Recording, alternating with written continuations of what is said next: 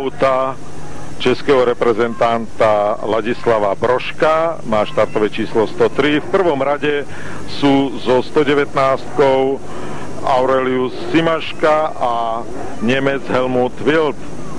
V druhom rade potom Talian Romanisio a lotyšský pretekár Dambis. To je prvý a druhý rad. Tam v ďalších radoch, to sa môžeme pozrieť, sú ďalší pretekári. So 159-kou to bude Jozef Petrik, so 195-kou Rus Rozničenko, so 106-kou Talian Giarollo, so 102-kou Švajčiar Egg a so 177-kou Lotyš Traubergs.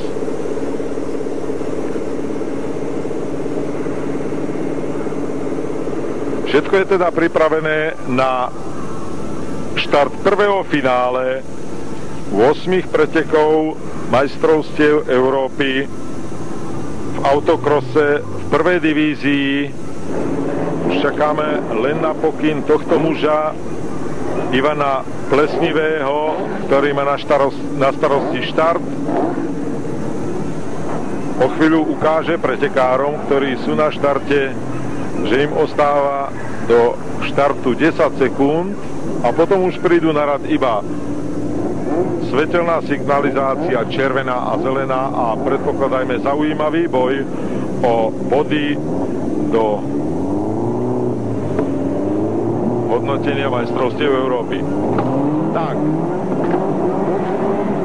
pán Plesnivý už ukazuje 10 sekúnd, odchádza a necháva priestor pretekárom na štart. Je odštartované a po pravej strane sa tam dostal s najlepšou pozíciou, myslím, že to bolo zo 103 Ladislav Brožek. A hneď v prvej zákrute vidíte, aká tlačenica je po prvú pozíciu, tak nakoniec to vyťažili skutočne tí jazdci z prvého radu. A so 119-kou Aurelius Simaška. Aurelius Simaška na prvej pozícii, na druhej pozícii, myslím, že to bolo so 103-kou Ladislav Brožek a na tretej so 195-kou je Ilja Razničenko. Ale Razničenko tam v tejto zákrute urobil chybu, dostal sa trochu na vonkajší obloh, takže so 119-kou Simaška na prvej pozícii už si vytvoril dostatočný náskok a jazdci, myslím si, že v tejto zákrute tesne po cieli neišli veľmi takticky, išli do blata, nie, pán Vlasatý? Veľmi nejaký výber nie je na pravej strane trate, ako je dosť hlboké blato, je to síce tuchšie a ľavá strana je riedka, takže tak či tak v tej rýchlosti by z toho riedkého blata by to auto dostali do hlbokého nahrabaného a na tom by strácali. Aurelius Simaška, ktorý v priebežnom poradí majstrovstiev Európy, v tohto ročnom poradí, je na 3. mieste, si vypracoval veľmi výrazný náskok a musel by urobiť veľmi hrubú jazdeckú chybu, aby tento náskok stratil. Zdá sa, že nemá problémy ani v tomto úseku, ale tu je veľmi zaujímavý boj o druhé miesto. Na druhé miesto sa dostal so 101 Nemec Wild a tretí je Brožek. Takže uradujúci majster Európy zrejme po tých peripetiách prvej kvalifikačnej jazde sa predsa len už spamätal a nachádza si taký lepší pohľad na túto trať a dostáva sa na druhé miesto. Takže na prvom mieste Simaška, druhý Wild a tretí Brožek.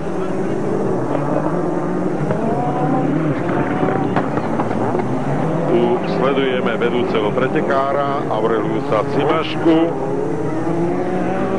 Tento litovský pretekár v doterajšom priebehu majstrovstiev Európy vyhral 2 podujatia, a to v Poľsku a v Rusku. V ďalších pretekoch už tak úspešný nebol, dokonca vo Francúzsku ani neštartoval. ale to nie je dôležité, pretože ráta sa 6 najlepších výsledkov do hodnotenia majstrovstiev Európy a na čele je stále so 119-kou Simaška, to je on, tu ho sledujeme. Na druhom mieste je so 101-kou Helmut Wild, majster Európy, úradujúci majster Európy, ktorý teraz v priebežnom poradí majstrovstiev Európy je na druhom mieste.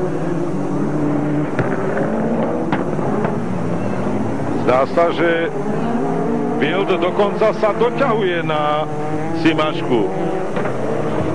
Mám taký pocit, že Simaška má nejaké problémy, nie, pán Vlasatý? Simaška robí veľké chyby, dúfam, že auto má v poriadku a dá sa povedať, Helmut Wild, ktorý Nemec za ním jazdí, ide veľmi čisto a získava, tým na ňo získava ako keby z toho veľkého náskoku, ktorý Simaška získal, bol také roztopaší, ako by trochu stratil, povedal by som, súdnosť na tejto trati, nie? Keď naraz z toho veľkého náskoku, pozrite sa, už je Wild úplne za ním. Kolo po kole robí väčšie chyby jazdecké. Neviem, či je to nejakou technickou závadou vozidla. Ono môže byť niektorý náhon poškodený jeho a vtedy to zvykne to auto potom neposlúchať. Môže byť otrhnutá polosa, alebo to auto, tak ako sme hovorili, že sú štvorkolky, potom celkom ináč fungujú, keď je pohon len niektorých prednej alebo zadnej nápravy. Takže to auto nesnaží sa ísť priamým smerom, ale stále je otáčané, vytáčané. Dá sa povedať, tá Seat Ibiza ide ideálnou stopou priamo. So 159-kou Jozef Petrik, český pretekár, ukončil svoju jazdu pre nejaké technické problémy. No a 2 kolá dokonca, už necelé 2 kolá dokonca ostávajú pretekárom a veľmi zaujímavý boj bude o prvú pozíciu, pretože Simaška si síce ešte drží tú svoju prvú pozíciu, prvé miesto, ale Helmut Wild na ňo veľmi, veľmi tlačí. Zdá sa, že svojimi jazdeckými schopnosťami, ktorými si vybojoval v lani titul majstra Európy, je možné, že sa dopracuje aj k prvenstvu tu v Žitavanoch. Stále má teraz výhodnú pozíciu a chádzajú jazdci do posledného kola. A tvrdý atak nemeckého pretekára Wilda. Simaška ešte odrazil. Zrejme Wild zaútočí ešte aspoň raz. Momentálne nemá na to voľnú pozíciu. A do cieľa už má prakticky len jedno miesto. Buď tu v tejto zákrute, buď využije tento moment, ale Simaška zvládol zákrutu. Predsa len. Ale tu je ešte druhé miesto. Ak toto Wild nevyužije, tak prakticky Simaška už sa dopracuje k prvenstvu. Wild ešte raz skúša a po vnútornom okruhu sa dostáva na prvé miesto. To bol majstrovský atak Helmuta Wilda.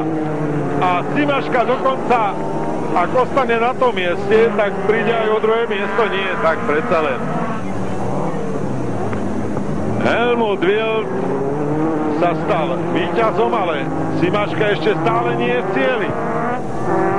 Stále má problémy sa dostať na tých záverečných metroch. Zrejme tak, ako povedal pán Vlasatý, tak má nejaké problémy. Vyzerá to tak, že dojazdil na predný náhon a nevie to auto udržať v priamom smere. Tak hneď v prvej finálovej jazde sme videli takúto dramatickú zápletku, že do prvého kola síce najlepšie nastúpil, a tu vidíme opakovaný záber, a nie, takto vidíme, ja už som sa pomýlil, som myslel, že sa dostávame na opakovačku, ale nie, to vidíme iba Wilda, ako vlastne dojazdieva s tými pretekármi.